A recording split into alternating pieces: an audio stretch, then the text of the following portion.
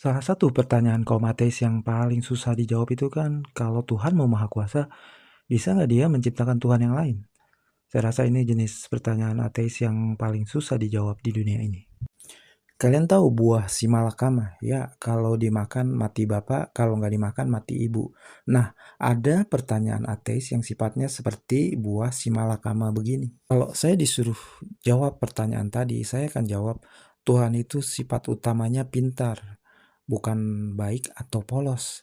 Jadi kalau ada manusia minta Tuhan agar ia menciptakan Tuhan lain yang juga sama kekuasaannya dengan Tuhan pertama, pertanyaan itu bukan cuma nggak dikabulkan oleh Tuhan, bahkan yang bertanya itu nyawanya dicabut oleh Tuhan.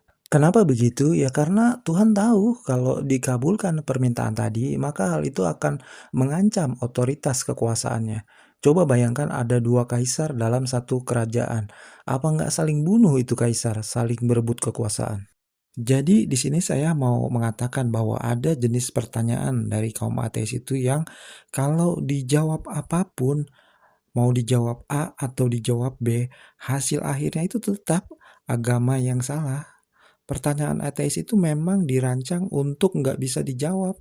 Kadang pilihan yang bagus dalam menjawab pertanyaan kaum ateis adalah dengan sikap rendah hati, seperti saya nggak tahu jawabannya.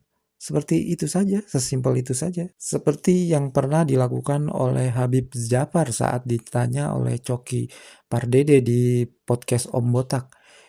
Jawaban Habib Djafar itu sangat bijak, karena Habib Djafar menjawab, saya belum tahu jawabannya. Habib Djafar ini kan kalau kita lihat koleksi buku-bukunya pada konten YouTube pribadinya, yakni Jeda Nulis, koleksi buku-bukunya banyak menunjukkan buku-buku berat, semacam buku-buku dengan tema filsafat. Cuma karena citra para Habib sudah jelek oleh konten-konten guru gembul, maka jadilah mungkin pamor Habib Djafar ini nggak akan terlihat, atau kalah pamor dengan Habib-Habib palsu yang cerita-ceritanya bombastis, macam menurunkan rantai emas dari langit. Padahal nggak semua Habib begitu, dan nggak semua golongan Islam membolehkan membaca buku-buku filsafat yang bisa mengguncang iman.